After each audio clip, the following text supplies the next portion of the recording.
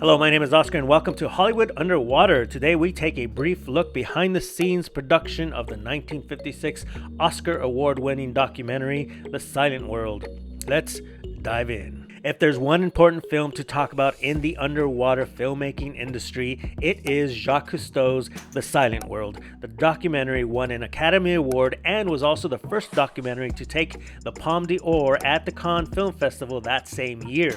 Now, while he wasn't the first filmmaker underwater, Jacques Cousteau quickly became the industry's most influential figure. In his heyday, Cousteau traveled the world on a fully decked-out research vessel, the Calypso, loaded with the latest state-of-the-art diving and underwater camera gear. Now, the story of Jacques Cousteau is an entire separate video on its own, but for brevity's sake, just know that he and his co-inventor, Emile Gagnon, invented what we now consider to be the basic scuba gear assembly as we know it. Back then, they called it the aqualung, and it was the first of its kind invented by Cousteau and his partner. This meant that he and his team were able to take his new invention with film cameras in hand and create what could easily be the most underwater content ever filmed. Over his lifetime, Cousteau would eventually shoot over 120 television documentaries, write over 50 books, and create 3 Oscar-winning undersea documentaries, The Silent World being the first. Cousteau, at the height of his career, was living the dream. The adventuring crew aboard the Calypso would sail the world seas to dive, explore, and film all of these wondrous things that they could find: unexplored reefs, shipwrecks, unimaginable sea life, all to their heart's content, as long as the funding didn't run out, of course. Then they turn it around to make these ocean-going documentaries that the public could not get enough of. Now, the science vessel Calypso, which by the way had been leased to him for $1 by the famous Douglas Guinness family, they were fans. It was loaded with everything that his crew would need, not just the aqualung equipment, but his underwater camera equipment that was also designed by him and his team.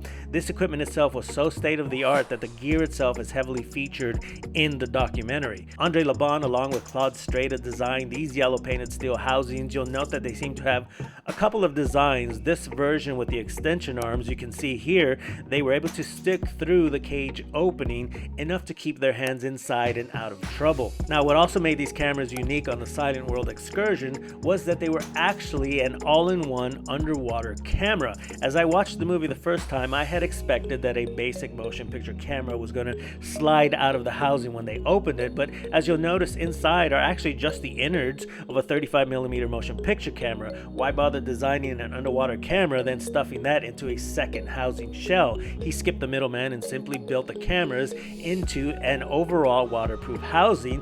These two were unique to his productions. Seen here are pics of the underwater camera. What looks like a steel air tank is actually the housing, which will be able to withstand pressures down to 200 meters deep.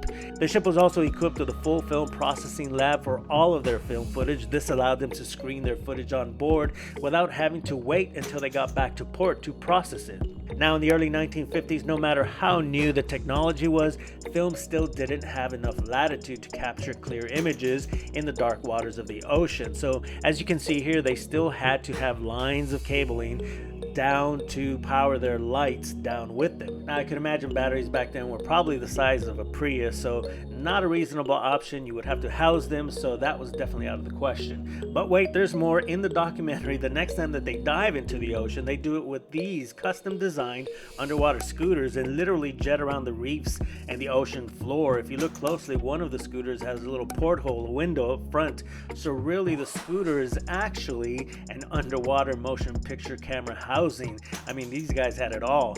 Now, this isn't a full review of the movie, but all I can say is if you do decide to watch it, be warned, it does contain some pretty brutal imagery. You can easily say that the treatment of sea life as demonstrated in this film in particular by him and his crew was less than humane. Cousteau had a change of heart eventually, and while the film's subject matter and underwater cinematography would always wow audiences, the brutality was not lost on them. So they responded, and Cousteau responded in kind, and in his follow-up films he would definitely show a lot more respect for sea life, and then he in turn over time would become the ocean's #1 ambassador and advocate for the safe treatment of ocean wildlife for the rest of his life. Cousteau passed away in 1997. His work and legacy was monumental in the advocacy for the protection of the world's seas, and thanks to such a huge archive of his underwater films, the world was left with an amazing look at the seas in the mid and late 20th century, and hopefully not something which will be our only memory of it if we don't continue to be aware of the destruction